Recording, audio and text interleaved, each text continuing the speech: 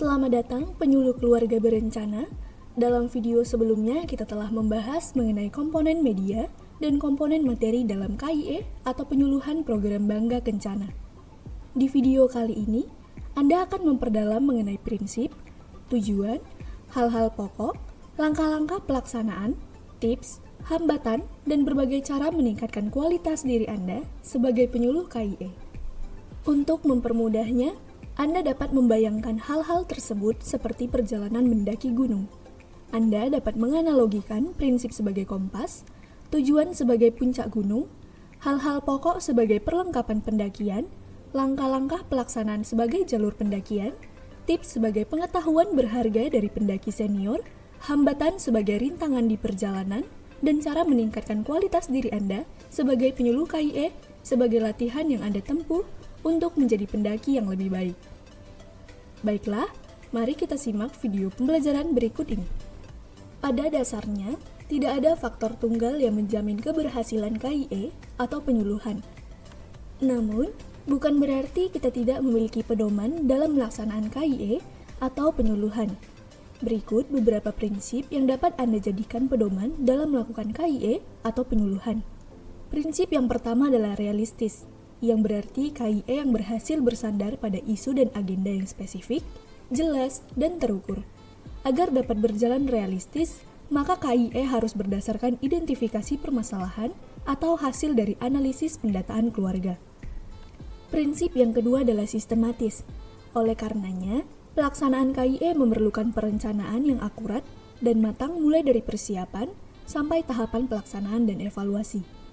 Prinsip ketiga adalah taktis.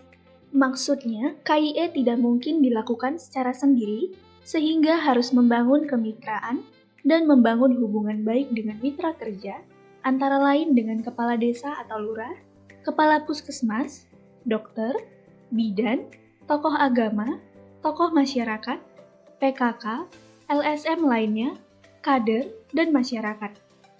Prinsip keempat adalah pelaksanaan KIE haruslah strategis. Artinya, KIE atau penyuluhan tidak selalu menjadi kegiatan yang berdiri sendiri, namun bisa dilakukan secara integratif dengan kegiatan lainnya di lini lapangan, atau bersifat luas sesuai karakteristik di wilayahnya. Prinsip yang terakhir adalah berani, yang berarti KIE atau penyuluhan haruslah bersifat berani memberikan informasi yang jujur apa adanya. Contohnya, efek samping alat dan obat kontrasepsi. Selain prinsip, ada beberapa hal pokok yang patut diperhatikan dalam pengelolaan KIE, yaitu 1. Analisis, 2. Penetapan strategi, 3. Penyusunan isi pesan, 4. Pemilihan media, 5. Pelaksanaan, 6. Monitoring dan evaluasi.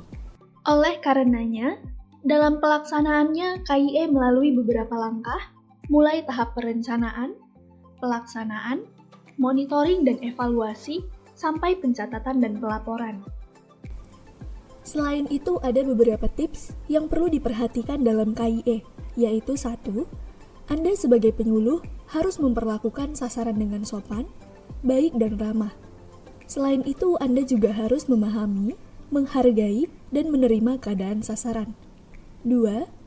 Anda juga harus memberikan penjelasan dengan bahasa yang sederhana dan mudah dipahami. Demikian juga dengan penggunaan alat peraga yang menarik dan mengambil contoh dari kehidupan sehari-hari sehingga lebih mudah dipahami oleh penerima KIE. 3. Sebagai penyuluh hendaknya Anda menyesuaikan isi penyuluhan dengan keadaan dan resiko yang dimiliki oleh sasaran.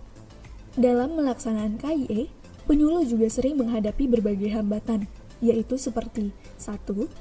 Kurang percaya diri dan penguasaan terhadap materi kurang. 2. Waktu terbatas. 3. Ada budaya yang berbeda antara sasaran dan PKB atau pemberi KIE atau penyuluhan. 4. Gaduh. 5. Waktu yang kurang tepat atau rawan ngantuk. 6. Penerima pesan acuh tak acuh.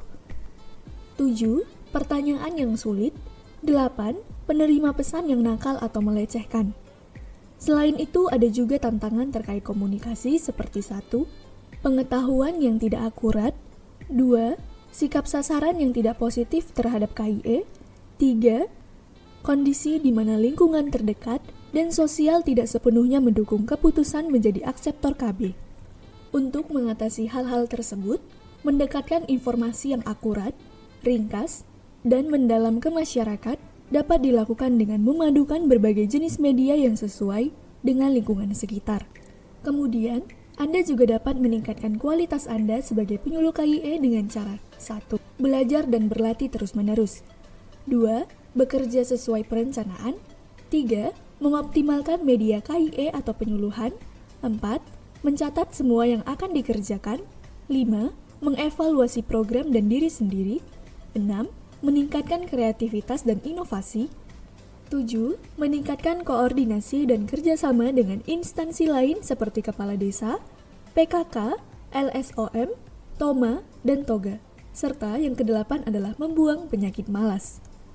Demikianlah beberapa prinsip, pokok pengelolaan, dan tips sebagai penyuluh KIE. Anda dapat memperdalamnya sendiri di lapangan kelak. Selamat belajar dan sampai jumpa.